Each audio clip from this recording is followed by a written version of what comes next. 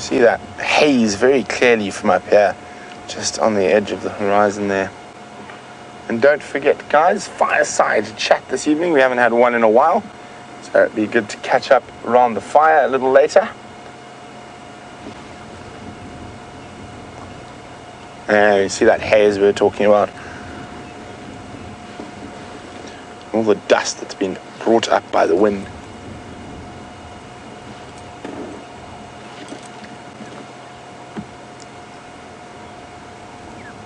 Well, let's go see if we can find those elephants, as the zebras look like they're going to keep moving.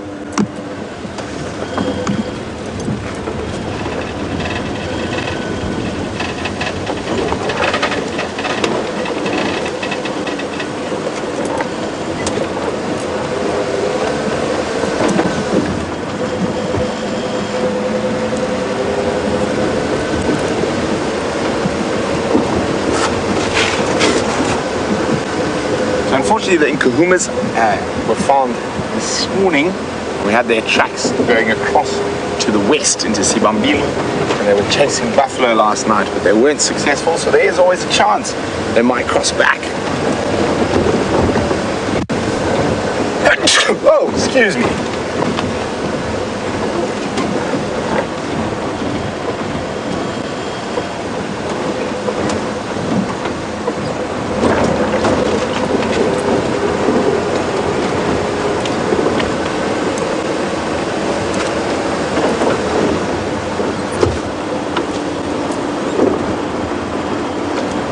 Kathy in Memphis, Tennessee has asked a very interesting question. What is a seapline?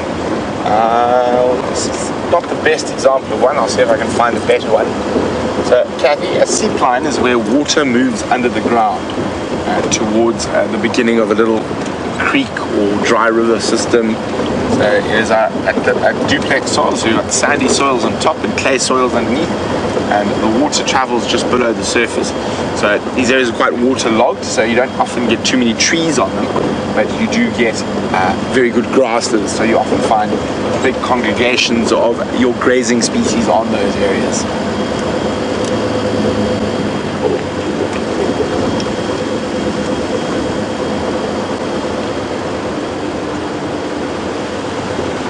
Okay, where are the elephants?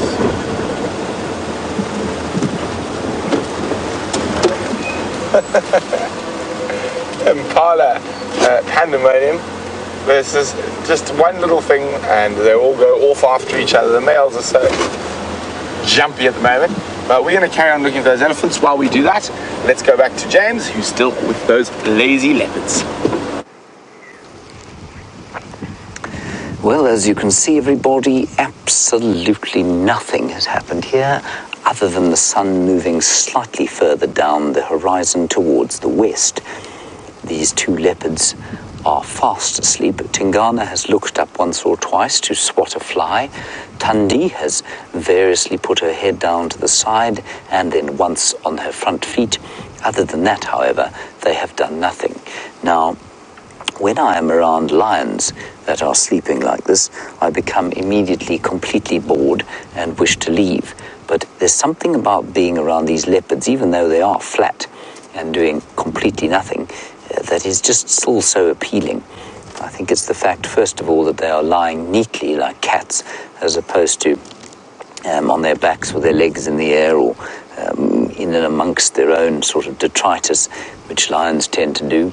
They still manage to look completely elegant, do leopards, and I know that many of us, our greatest fears are being asleep in public, because, you know, being asleep is often a very inelegant thing to do. You lie with your head back catching flies. A leopard manages to sleep with complete elegance. Don't know what on earth made me think of that, but, you know. so it goes. Well.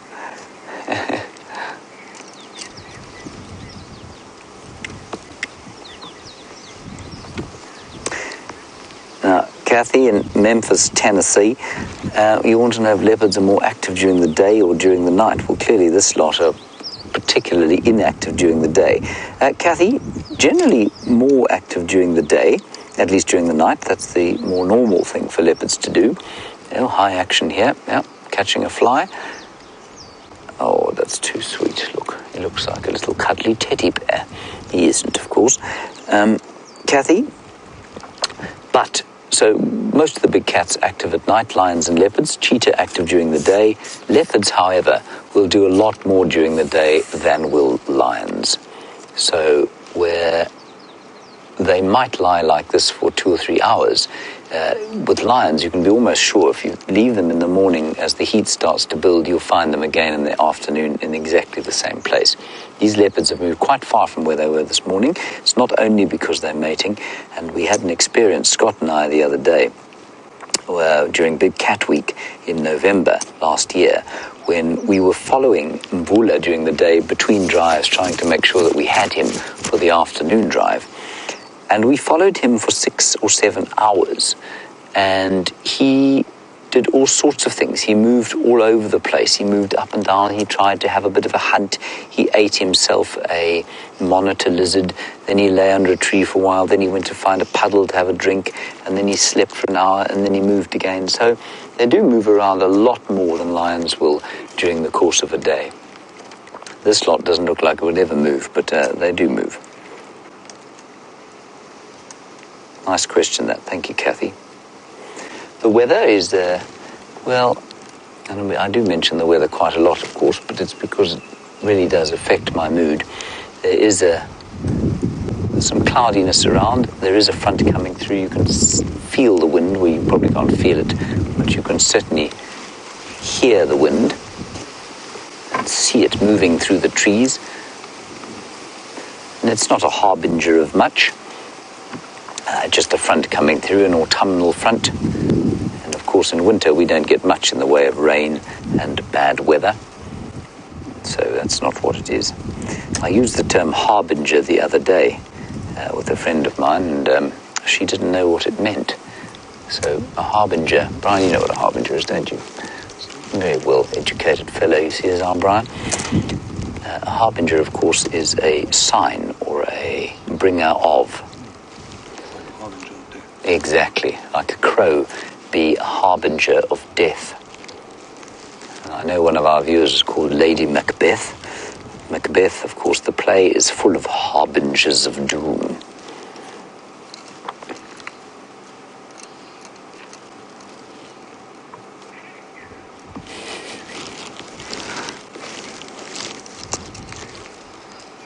Hello, Survey.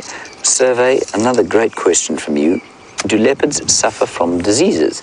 Yes, they do. They can get something called feline AIDS, or FIV, feline immunodeficiency syndrome, and that is a possibility. I think it comes originally from domestic cats, but they can get it. They can also suffer from rabies. They can get tuberculosis, bovine tuberculosis, in much the same way that lions can. And so those are the main ones that they'd get. But in a natural situation, you will find that, you see, unlike with human beings, I find disease and parasites a really interesting subject, because in a natural area like this, the animals are very well adapted to the parasites and the diseases that are here. In the absence of any kind of introduced pathogens, so say from domestic stock or from human beings themselves, I think there's a buffalo through there. I heard some movement through the bush where he's looking. So, I mean, they won't be particularly worried about that. But what that means, Survey, is that while we get colds and flu and smallpox and chickenpox and measles and mumps and all these dread diseases, because the leopard and many of these animals in the wilderness grow up in an area in which they've evolved to grow up. They don't eat badly. They eat what they evolved to eat. They don't breathe in toxic fumes or have cell phones plastered against their ears. Their bodies cope with whatever parasites and diseases there are in a particular area. Unlike a human being, which now lives in a city where, of course, there are all sorts of pathogens we never evolved to deal with. There are pollutants that get into our lungs. There are allergens that get into our noses. We eat grains and wheat, genetically modified a lot of the time, and we drink and eat all sorts of things that our bodies can't cope with.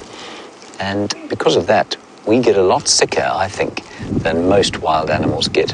And it's no surprise to me that domestic animals get a lot sicker than wild animals because they live in the same kind of environment that we do. And even if you look at the kind of food that a domestic animal will eat, domestic dog food, unless you're paying top dollar for the real kind of top stuff, there's a lot of grain in it. And of course a dog is not designed to eat grain or maize. So that's, in a very long-winded way, survey the kind of story of disease in the leopards. High action here. Look at Tingana. Isn't he a magnificent fellow? You can just see her watching him, eyeballing him, and you can hardly see her eyes are open through those beautiful spots that she has. And I tell you, if we were to walk around the other side of this thicket here, we would hardly see her. We wouldn't see her. She would be invisible.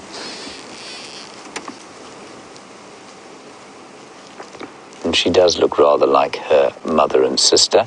Slightly, I hate to say this, but slightly pug-faced. That's not to say that she's unattractive at all.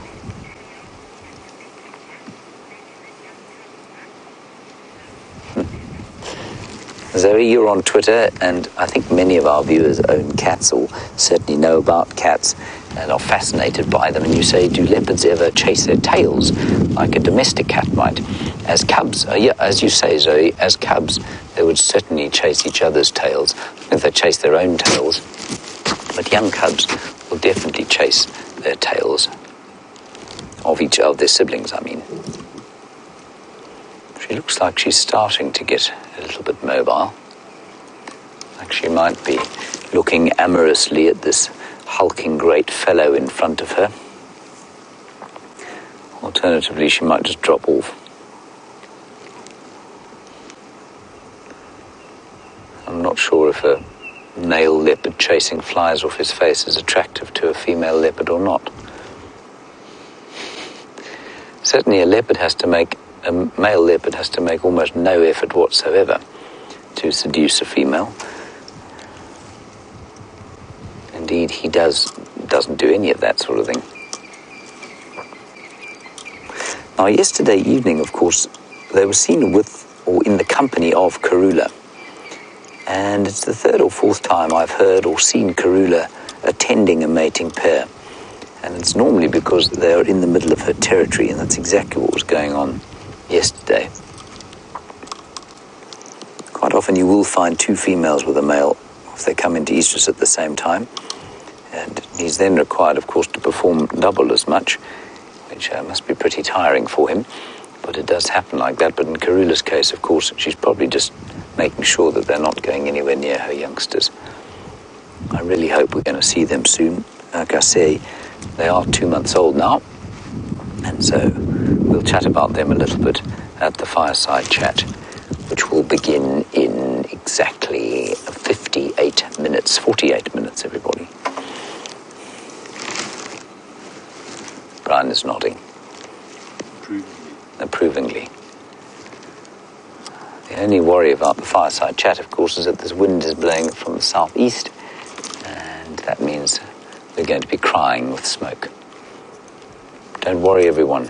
We will sally forth and bravely cope with the smoke from the fire. He looks to me like he's getting bored.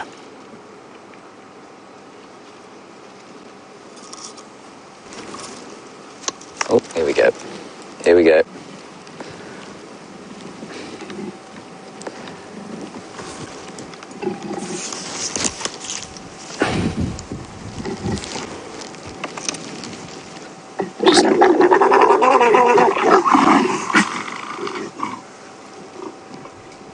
The aggression is quite something.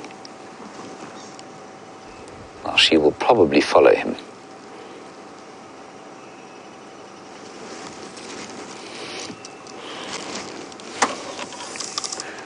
And she'll turn over like that, flip onto her side and onto her back, just to help the process of fertilization, I think.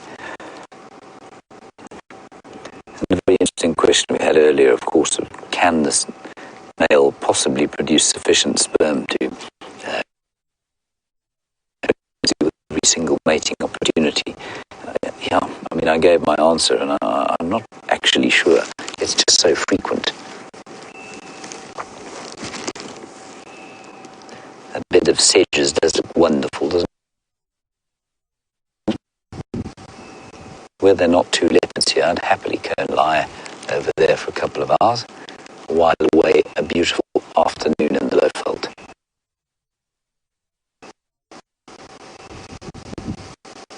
Long whiskers, look at her whiskers.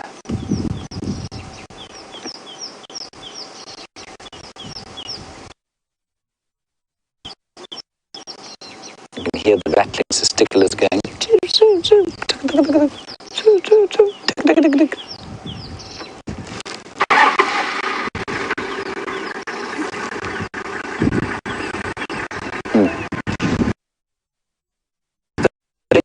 You wondering about, you're not hearing any birds or squirrels? You are hearing a, oh, here we go again. You are hearing rattling testiculars. They are most definitely calling. But no squirrels. On a cloudy day, they're probably sitting in the trees now.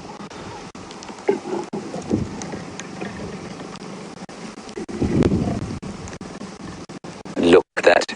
He's not particularly interested at all, is he? Here we go. Doesn't take too much convincing.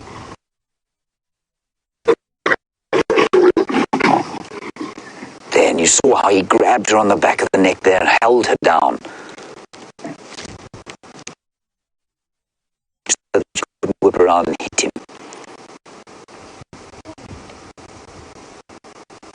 Now she'll roll over. There we go. Thank you for that, Thandi. Not making me look like a total fool.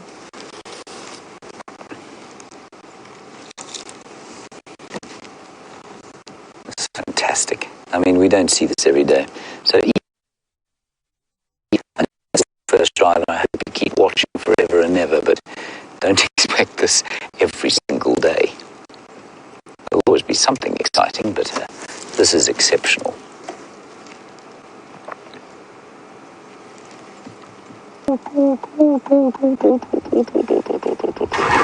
Way in the background, and then of course the roar of a Land Cruiser's diesel engine as it drives away.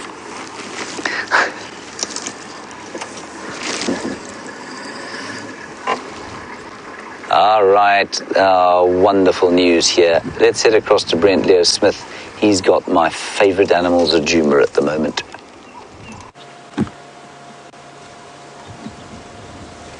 So we came to just have a quick look at some of the hyena den sites, and it is active. We're at the one they were last at off Aubrey's Road.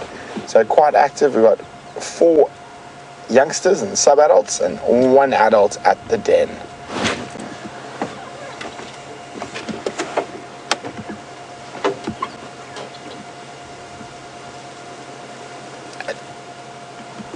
It's amazing how quickly these creatures grow. A few short months ago, they were tiny little black beings. Now all the spots are developed. Oh, and bravery is there. You're coming to say hello, little one.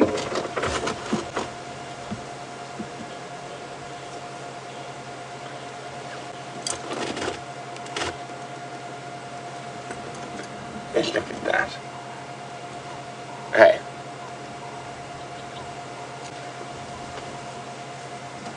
Going to inspect everything. They're incredibly curious creatures, particularly young ones, and very playful as well.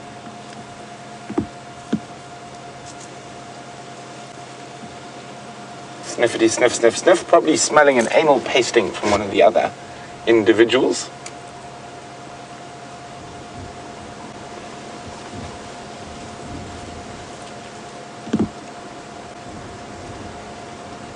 So the smaller one is belongs to that female, so the bigger one is not. So hyenas, unlike lions, do not practice allo suckling, so they will only suckle their own cubs. They will not suckle any other member of the clan's cubs. Now, one must remember that is a general rule, and all rules with nature can be broken because they don't read the textbooks.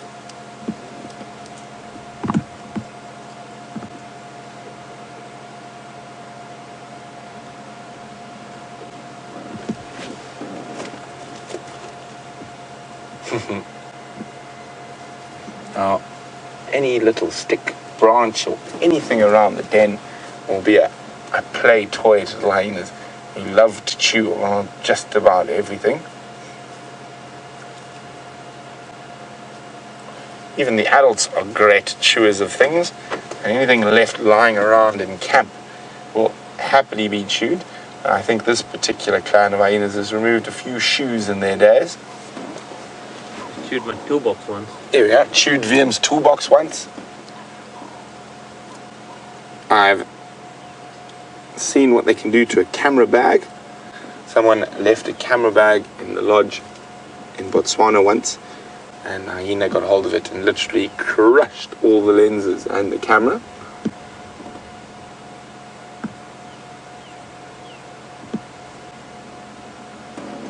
What you found?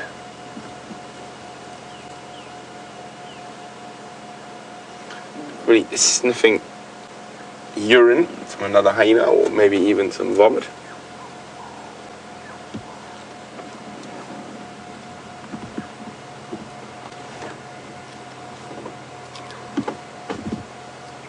Oh, we're going to have a bit of gamemanship. There we go. As I said, any stick becomes a toy.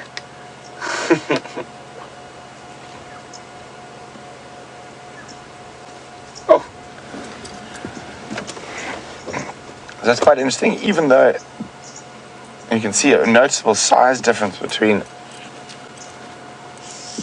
those two. It seems the smaller one is the more dominant of the two, just because of the behavior there with the younger one. Now, the hierarchy with hyenas is inherited. So you'll inherit the status of your mother. And there's very little movement in that.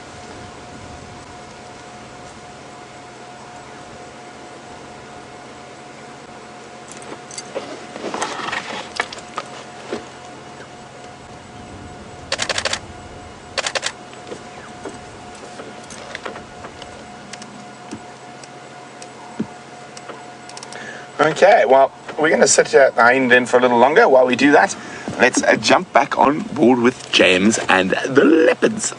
Keep it there. There, everybody, apparently is a pot plant, cunningly disguised as Brian's thumb. And it is with the leopards. The leopards have mated once more. They are now in a well, they're just in post-pleasure bliss at the moment, and they're asleep. We have to leave now. We need to go and set up the fire for the fireside chat, and we will therefore see you in the next 40 minutes or so. Brent Leo Smith, the inimitable, the highly enthusiastic, and Paul Kruger will be making their way down here to sit with them for the next half hour while we get everything set up, and we will see you then at the fire. Until then, bye-bye.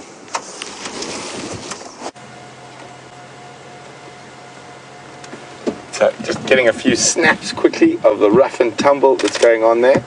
Very, very cute behavior. Oh, looks like someone's charging in to join the fray.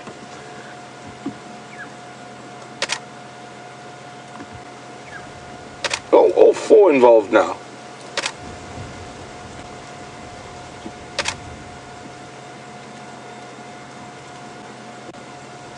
The leopards.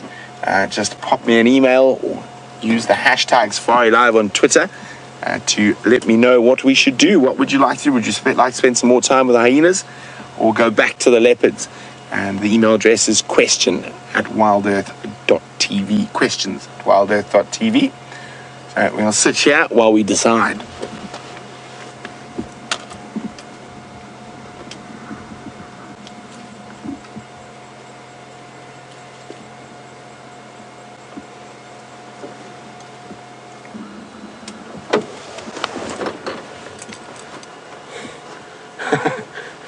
bit of a nervous Nelly there, charged off.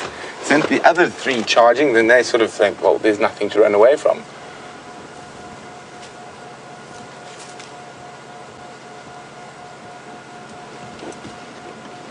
Known for its maniacal giggles. Check if, just watch that tire for me there. Is it okay? Yeah. Okay. You have to be very conscious with these little guys. You can't see them, so they're literally right under the vehicle, right here. And we can't see them at the moment. And they get the name laughing hyena from the maniacal cackling that they do when they're excited or scared. Oh, I can see one's popped its ear out there, somewhere, or through that gap. Virm's watching our left tire, I'm watching the right, making sure we don't lose those little rubber caps, the little oil seals. But I don't know why, wherever I've been in Africa and driving this particular type of vehicle, baby hyenas have always nicked those little oil seals.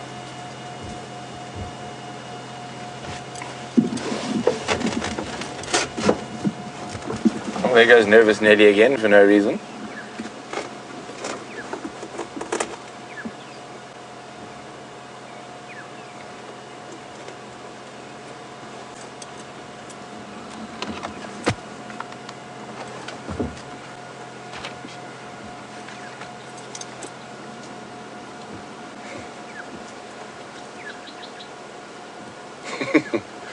They are so funny.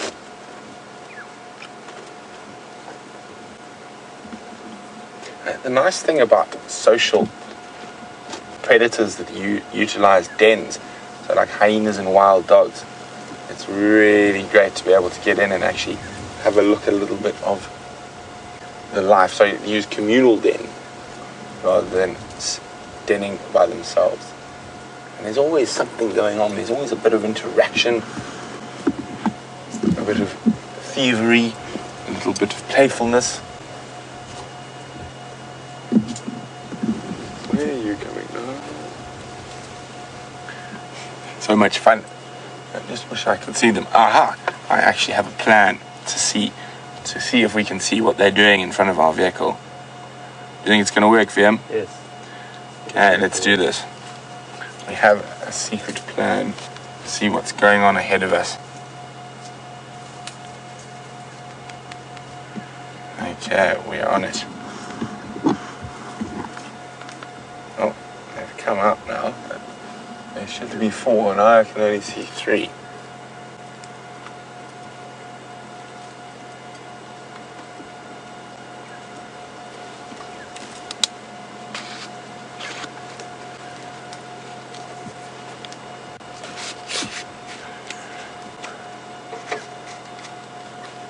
Okay, let's have a look if we can see where the other one is. I can't see it. He's around there somewhere, very close. Oh, look there, look, sneaking for the tire. The little rascal. That little rascal. Yeah, you're busted, China. Oh, new hyenas just arrived at the den.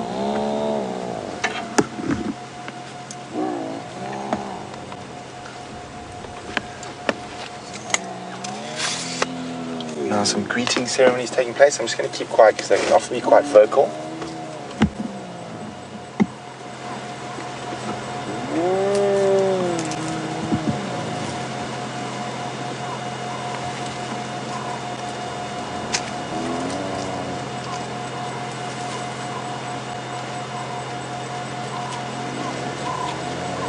I love the greeting ceremonies and hyenas. Look at that, it's just so fascinating. You can see showing submission to that female.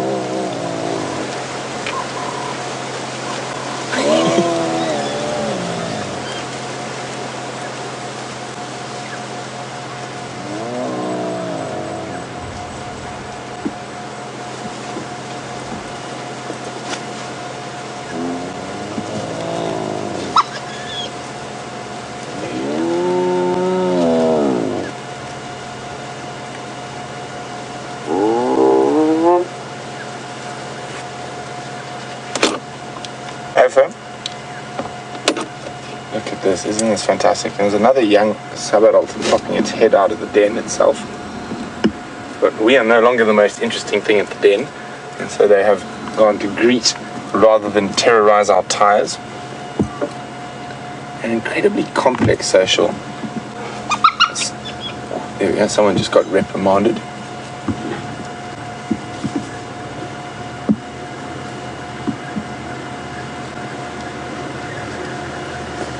So we've got 5 youngsters out and 2 adults now.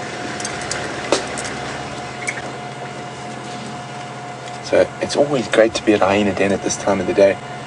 There is quite often this wonderful activity. The females will come in before they head out. What is she?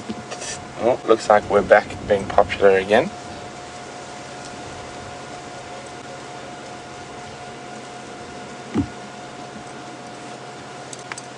Greasing over. But now I have my tool to make sure we don't get snuck attacked.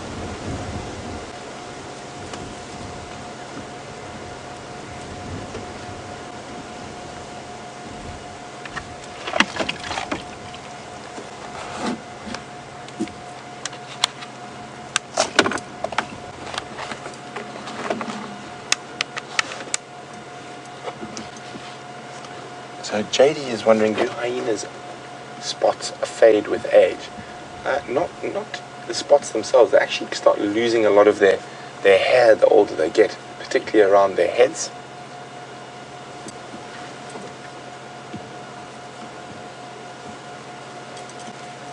Oh, do we have another hyena coming in for a sneak attack?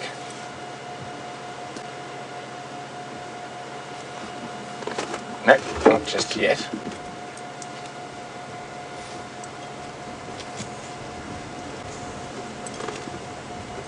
Oh, I wonder what she heard off in the distance there. See how suddenly all the ears pricked? Could it be an alarm call? Could it be a hyena calling? Now, some studies have shown, oh, there's another hyena coming. That's what it is. Coming in, there we go. It's a young-ish one, under a year old, or maybe around a year. Looks to be quite low ranking, immediately showing submission to the colours.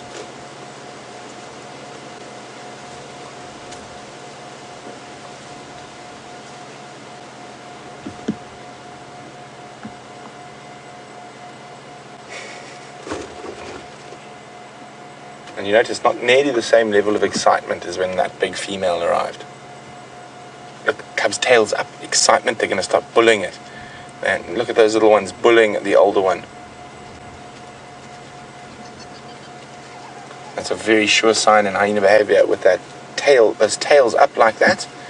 It's excitement. And the submissive behavior is carrying on.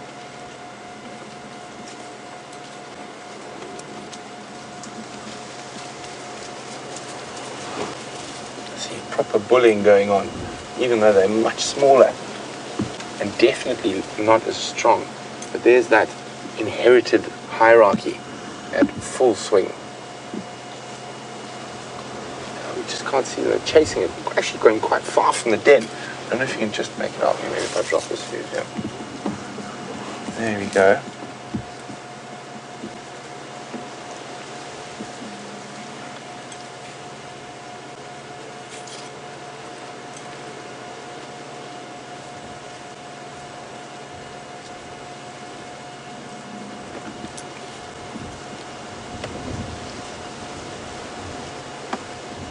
Not too far from the den, but you can definitely see that poor bigger one is quite low ranking,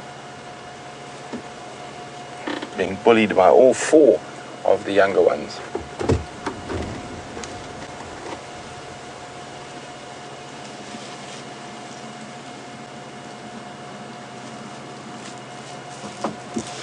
That's the cool thing about hyenas and watching them.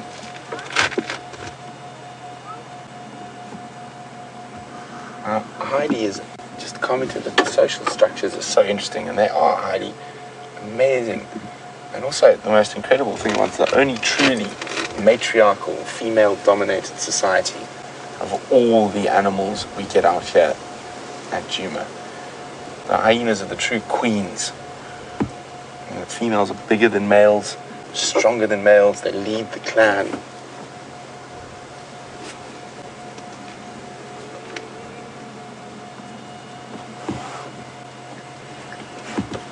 Oh, you can see something there, Liam. What's going on? Do I need to move the... We just can't move at the moment. There we go. So Teresa's wondering how the sort of hyenas work. Now, do they stay in a clan is the correct collective, what nonsense I'm spewing, but the correct collective noun for hyenas. So the females will stay within their natal pack. The males will leave once they get a bit older to go to a new clan, so they can breed. I was hoping these guys would come back charging. They might still. At the moment we can only just, we've got the one female lying there, another one lying off just off to the right. It looks like some of the little troubles are coming back.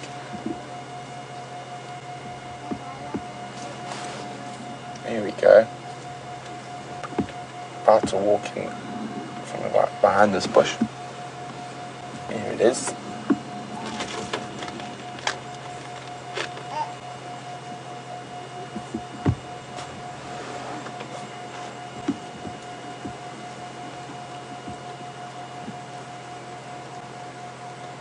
It would have elicited an immediate response from Mom, and it would have been a serious beating.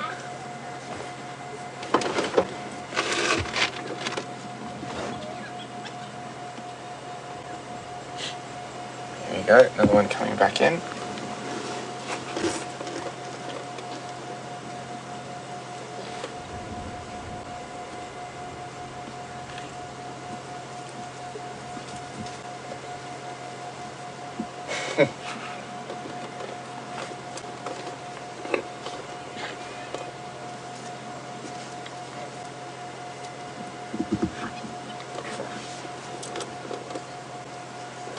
So Debbie says, what happens if the dominant female hyena is killed? Will her daughters retain her status? Yes, her eldest daughter, or oldest adult daughter, will immediately fill in to the matriarchal position.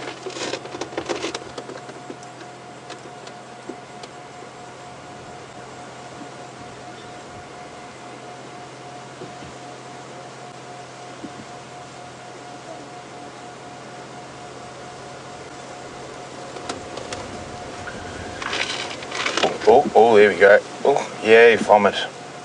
Now, are we going to eat it or are we going to roll in it today? No, we're going to roll in it. Now, hyenas love rolling in vomit. They do it often, and we do see them doing it.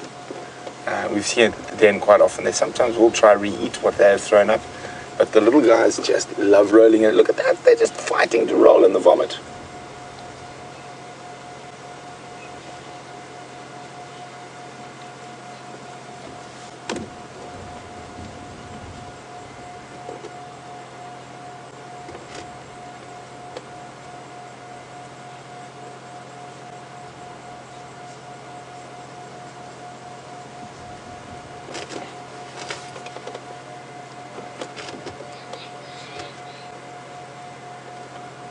Let's just have a look what she's doing there. She's just behind that bush. I'm trying to see what she's up to.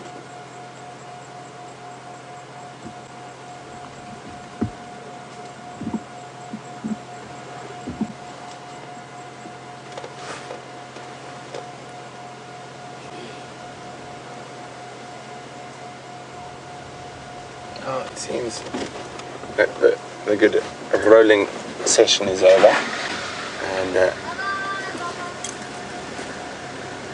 they're gonna keep on playing around. There's a little girl saying goodbye to the baby hyenas. I don't know if you guys heard that. I'm saying bye-bye, bubbas. Bye.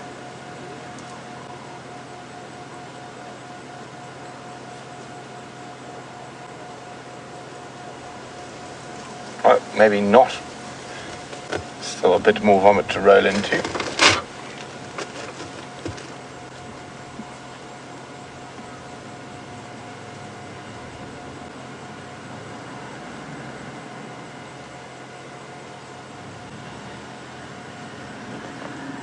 It looks like that hyena who was being bullied has decided to stay away rather than be bullied.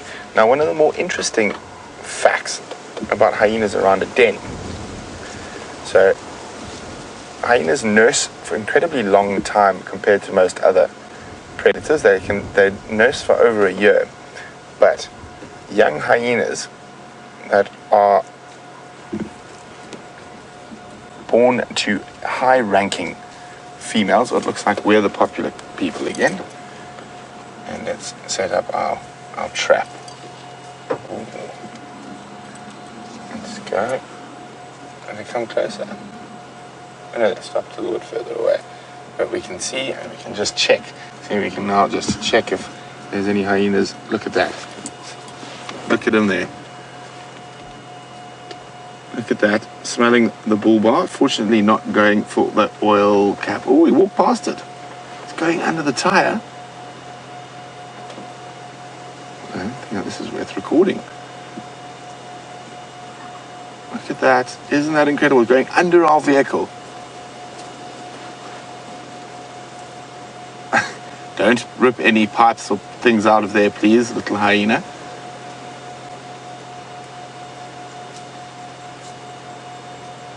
Now around the front. Oh, I think I just need to get a little bit higher. Oh, I can just need to extend a bit. Sorry, guys. And here, even higher. And you can see it. Just giving us our vehicle a good sniff. And game over. Off away. We should have thought of this earlier, have we? When we get those things so close that we can't see. Pop this down. The black mamba. Like the black mamba. This would have been perfect for the black mamba. So we'll just leave that there just in case they do come back towards us.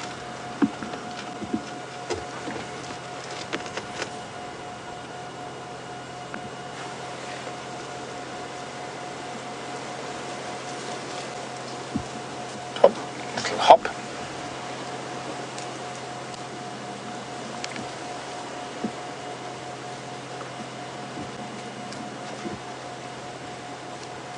Oh, there's the bullied individual's back.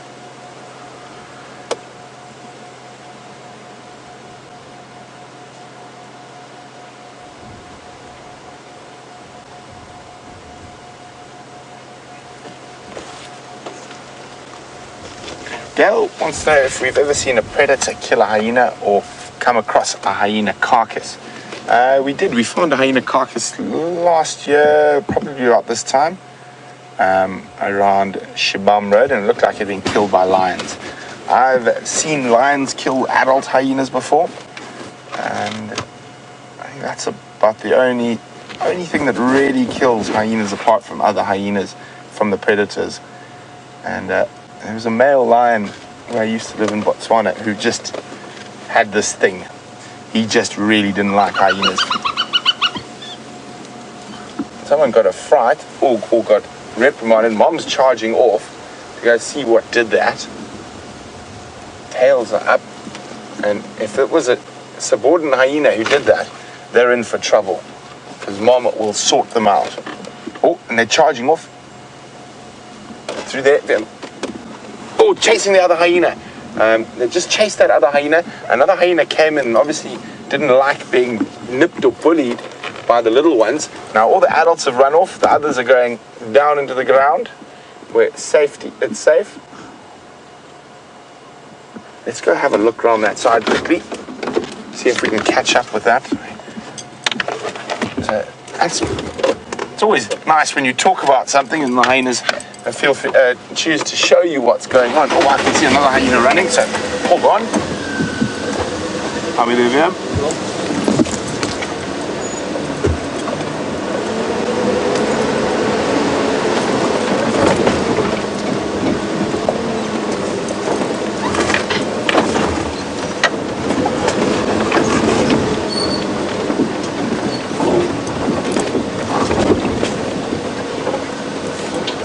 Hold on, folks. Boom, boom, boom.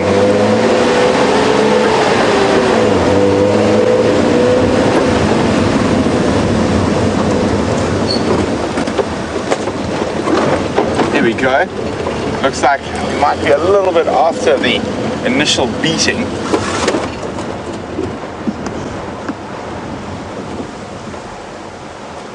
And there's still signs of the tails going up. So they were very excited about sorting out whoever dished out that punishment to her cub.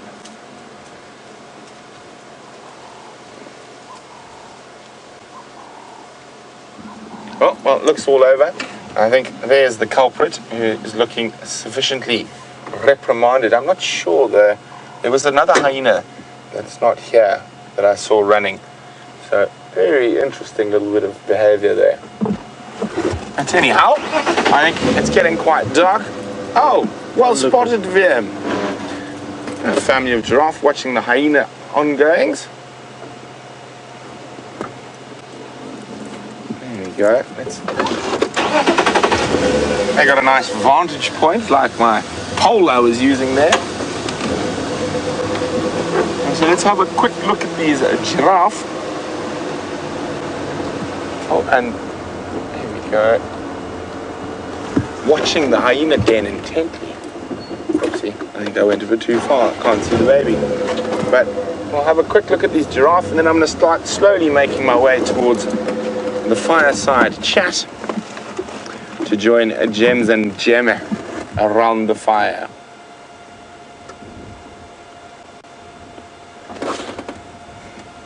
So a lot of people have been asking where the giraffe are.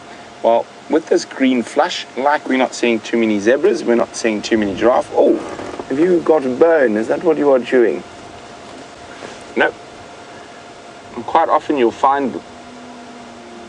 Oh, hyena's starting to call.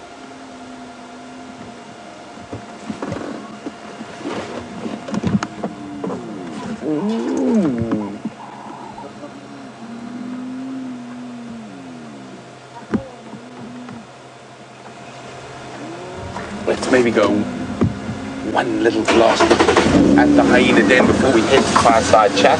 But the giraffe, like the zebra and wildebeest, once we've had a bit of rain and there's a lot of green flush around, will spread out. And when we remember our area, we are mostly what we call broad-leaved woodland. We're not blessed with hundreds of acacia species, so our giraffe population is always going to be a relatively small one on Djuma.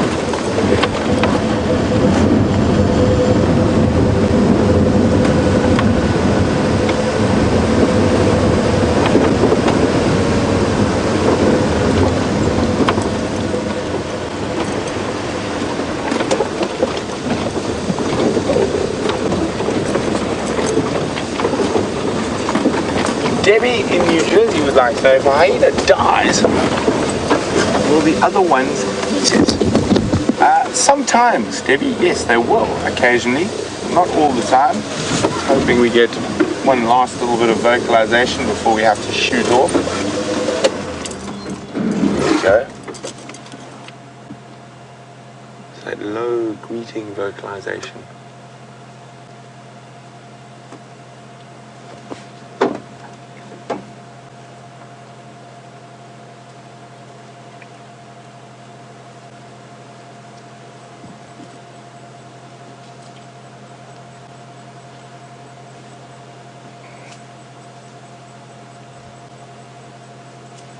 Bit of a quick drink as well.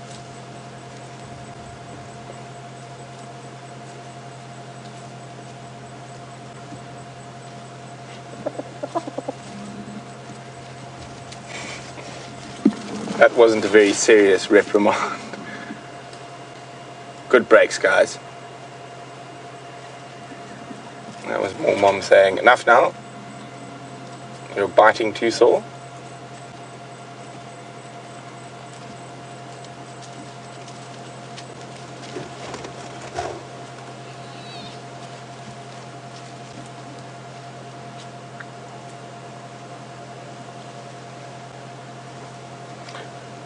So Tony is wondering, that rolling in vomit, Is that not a type of scent masking tactic? I don't think so, Tony. Hyenas not too worried if animals can smell them. They're not ambush predators. I think they just really like smelly things. Rotting carcasses, vomit. Seen them roll in lion dung, leopard dung. So they just like smelly things. Like dogs just like smelly things.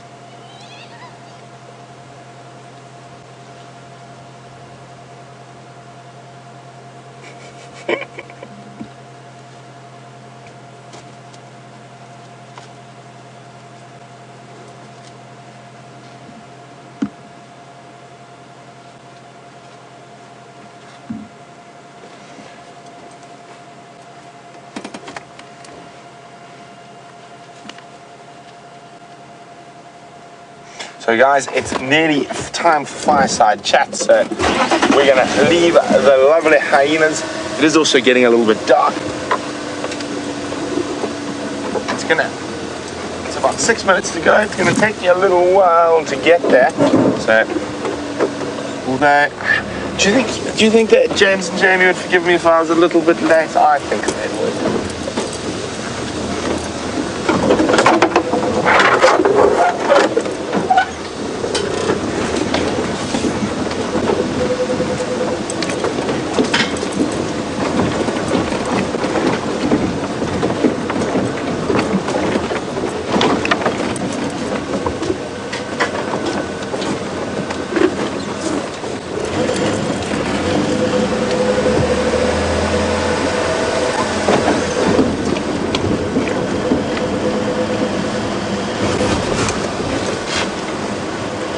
Hello, Chantal and Carol.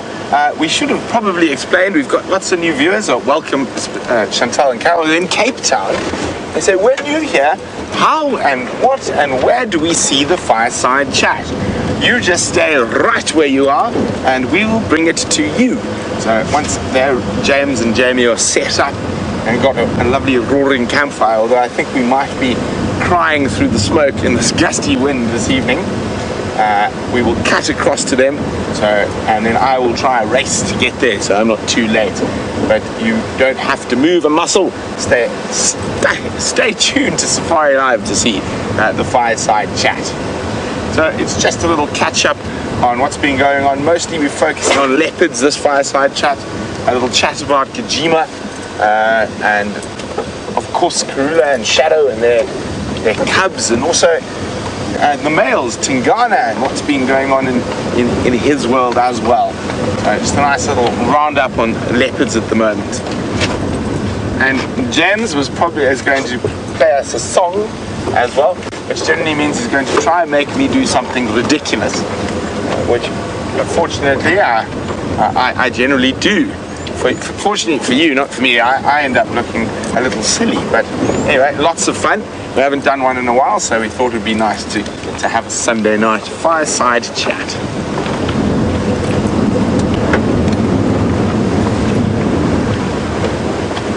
Leaving Nitika Aubrey still active.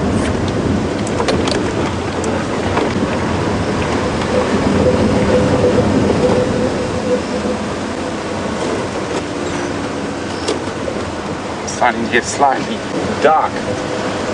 Now, that's of course also because of the cloud that has come in at quite a rate of knots.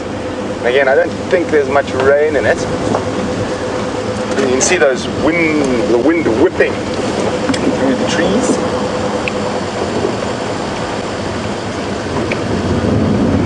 I'm quite glad I'm going towards the fire. I forgot my jersey this afternoon.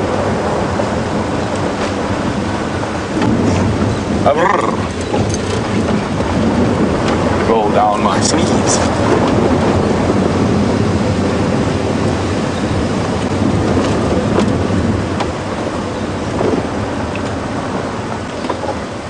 So I think, is this day 2 of the current cat streak, Vim?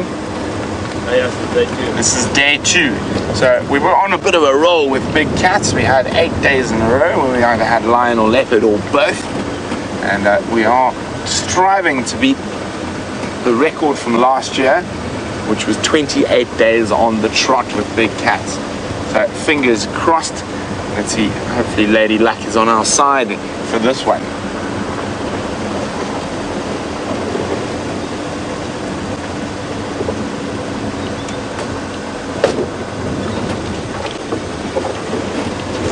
Now, oh, there's still a tiny bit of water left here. Now, no, there's not. It was a piece of elephant dung that looked like water. Now, can you believe we were filming a crab swimming around under the water here less than a week ago and looking for frogs? The sun has evaporated that water quite quickly.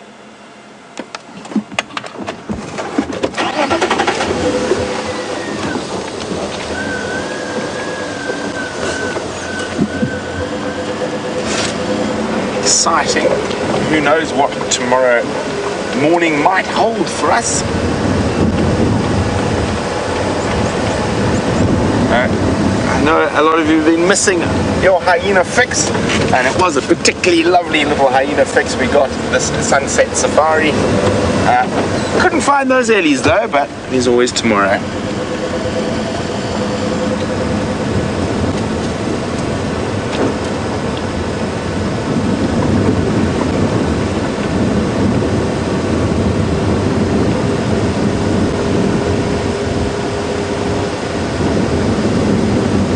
It's going to be a little bit chilly tonight. I think I might have to take the blanket out of the cupboard. We haven't used blankets for many months now.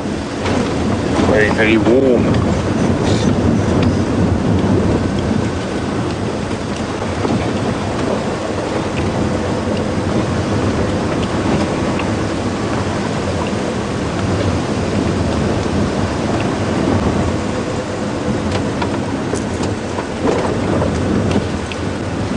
Okay, so I'm going to speed up. While I speed up, let's jump, or not jump on, let's go sit next to the fire with James and Jamie.